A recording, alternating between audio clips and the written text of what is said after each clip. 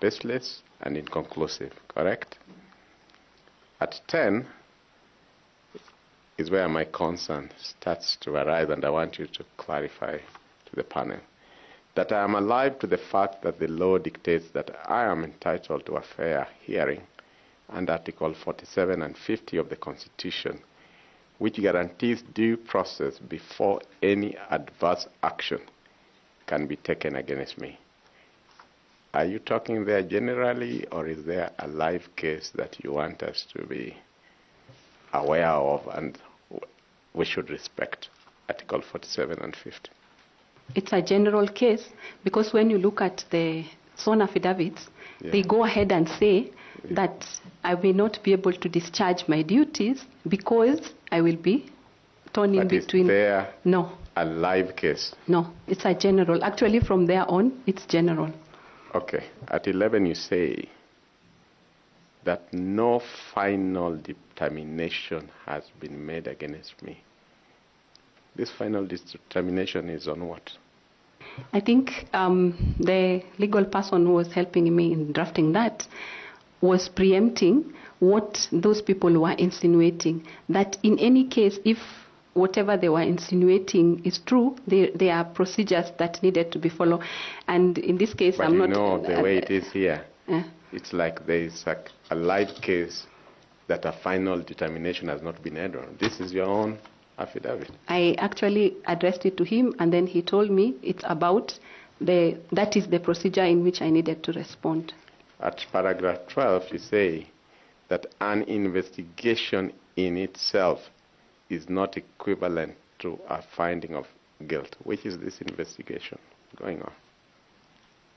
As I said, Prof, all those items up to, I think, number 15 or something, I asked the legal person what they meant, and he said, in the event that even such a thing happens, these are the guiding laws, and what they put as a finality in the affidavit, that I should not be considered for the appointment, cannot suffice even if there was something, leave alone when there is no something. You are aware that the way you are addressing us, we'll take it the way you are addressing us. At paragraph 13, that under the principles of natural justice and rule of law, I can only be deemed guilty if found so after exhausting all legal remedies available to me, including but not limited to appeals and reviews by competent legal institutions.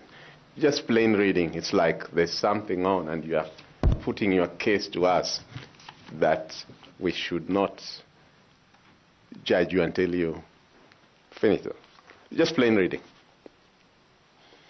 Again, and then lastly, at paragraph 15, that any attempt to make adverse action against me before the due conclusion of legal proceedings violates my constitutional rights and the principle. You're talking in first word, before the due conclusion. Which is this investigation or case that a conclusion has not? These are your own words. Yeah, I know. I was advised by a legal person, and I raised the same questions you are raising. So, as far as you are concerned, there's nothing that is going on. There's no case, whether criminal or economic, that is alive with you? No. Thank you. My last question. Can I just... Sure. Madam Jattani, do you know who Burka Ventures is? I've heard about him. And do you know who Northern City Coaches Limited is? Yes. Has there been an exchange of money between those two individuals? No. For the records, I was a director of Burka Ventures Limited.